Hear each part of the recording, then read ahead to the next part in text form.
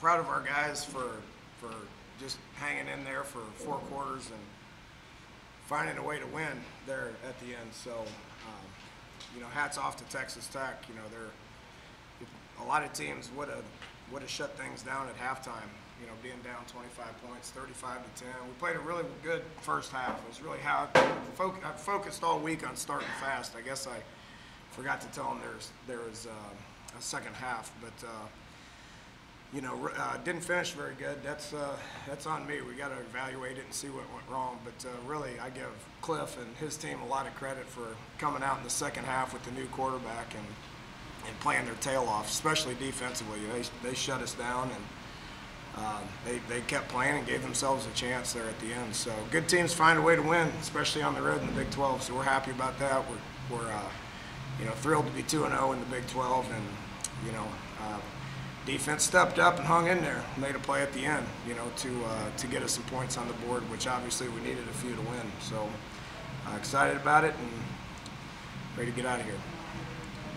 Dana, offensively, first half you guys played so well. What was clicking then? And then sort of the second half, drops, couple penalties, just wasn't quite there. Same focus. What was it? I don't know.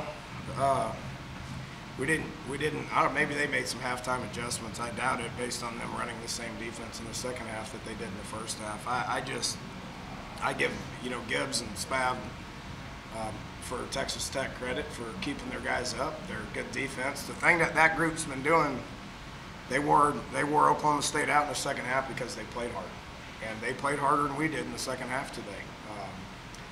Being down 25 at halftime, I commend their coaching staff for keeping them playing hard. So it's schematically we knew what they were going to do. We just didn't execute very good in the second half. We had too many drops. We didn't block them very good up front.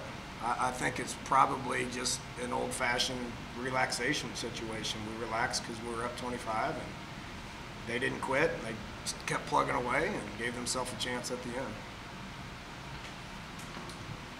Aside from some of those issues, is there anything that concerns you about what you saw offensively in the second half moving forward? No, I think we're a pretty decent offense. We scored 35 points in the first half, so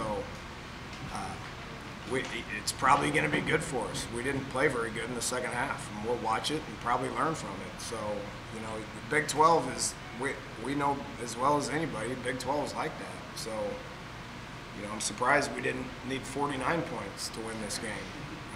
But just been in it a long time and understand that teams can score quick. So, nothing that happened is surprising. I'm a little disappointed that we didn't play as hard as I thought we could have in the second half.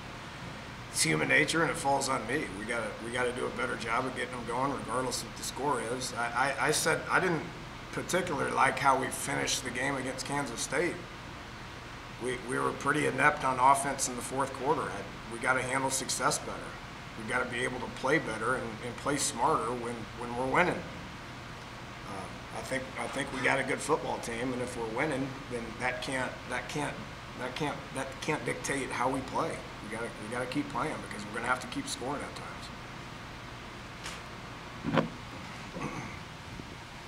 Another 100-plus yard day for Marcus Sims. Why is he playing at such a high level on such a consistent basis this season? He's just practiced well. He's shown flashes of it in the past, and he's been inconsistent practice-wise.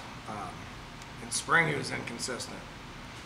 Camp, he was really consistent. He's just practiced well, all camp, and this is 3 weeks in a row that he's played better. And the better he plays, the more he's going to get targeted. He's arguably our top wideout right now. So I think we got a couple of pretty good ones. So, happy for him, and he's doing a good job, and it's just all about consistency. We got to get some other guys to play consistently like that.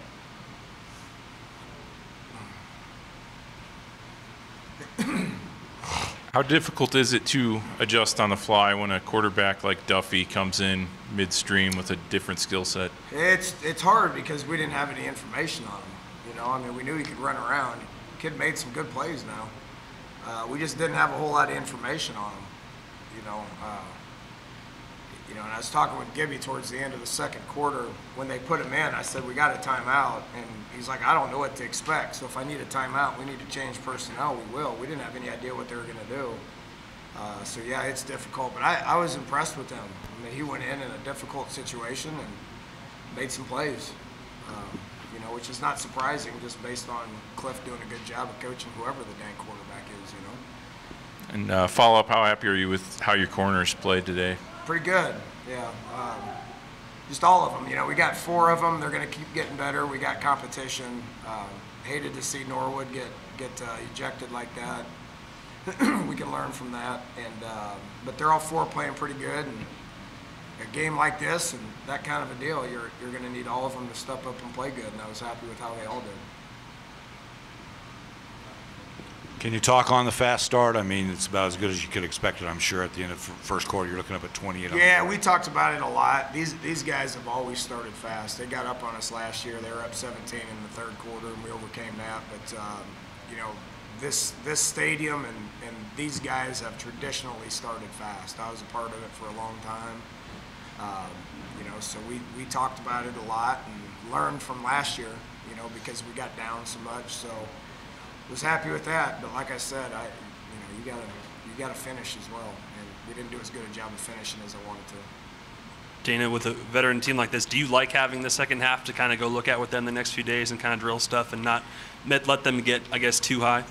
As soon as my headache goes away, I'm going to be okay with it. Right now, my head hurts because it was very stressful. But you know, I made reference at one point this week that we do have good senior leadership, and I'm thankful for that. I'm curious to see how these guys respond in an adverse situation. It was our first one of the year, and it was stressful. You know, those guys came back and they had all the momentum, and you know, I think we're going to be able to learn a lot moving forward from what happened in the second half.